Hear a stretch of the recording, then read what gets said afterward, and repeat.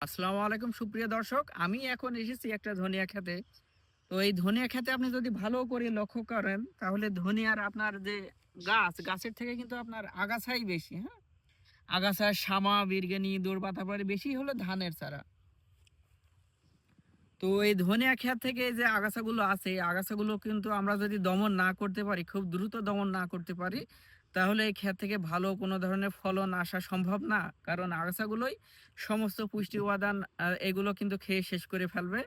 তো আমাদের এই ধনিয়া ক্ষেতের আগাছা দমন করতে হলে আমরা কি পদ্ধতি ব্যবহার করব, কোন ধরনের আগাছানাশক ওষুধ ব্যবহার করে এগুলো দমন করব, এইগুলো আমি এই বিস্তারিত ভিডিওতে বলতে যাচ্ছি।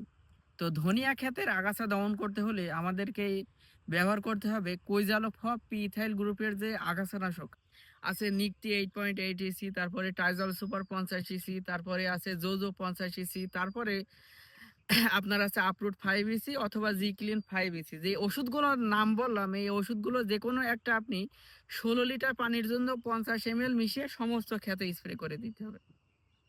স্প্রে করলে কি হবে, আপনার যে স্প্রে পানিটা যদি আমাদের ধনিয়া ক্ষেতের পাতার উপরেও পড়ে, ধনিয়ার কোনো ধরনের সমস্যা হবে না।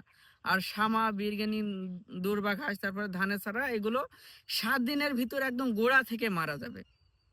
আর এমনটা হলে আমাদের ক্ষেতের যে কোনো ধরনের নিড়ানি খরচ এই ধরনের কোনো কিছুই লাগবে না। আর 33% জমির জন্য আমাদের কেবলমাত্র 100 টাকা ওষুধের দাম খরচ হবে, এর বেশি হবে না।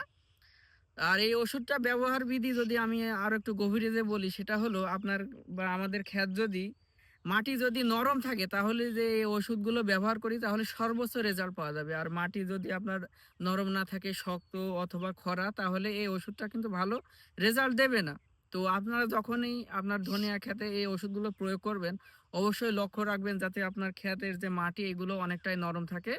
আর এর সবথেকে ভালো একটা বিশেষত্ব হলো এই ওষুধটা প্রয়োগের পরে আপনার যে আগাছাগুলো আছে, আগাছাগুলো কিন্তু পুড়ে যাবে না। এই আগাছাগুলোর মাছ থেকে একদম গোড়াটা সম্পূর্ণ পচে নষ্ট হয়ে যাবে।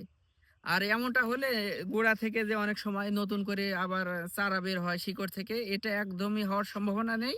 আপনার ক্ষেতের আগাছা দীর্ঘদিন পর্যন্ত দমন থাকবে। তো এই ছিল আজকের ভিডিও। আপনার যদি কোনো কিছু প্রশ্ন থাকে, কোনো ফসল সম্পর্কে কোনো জিজ্ঞাসা থাকে, আমাদের কমেন্টে জানাতে পারেন। আসসালামু আলাইকুম।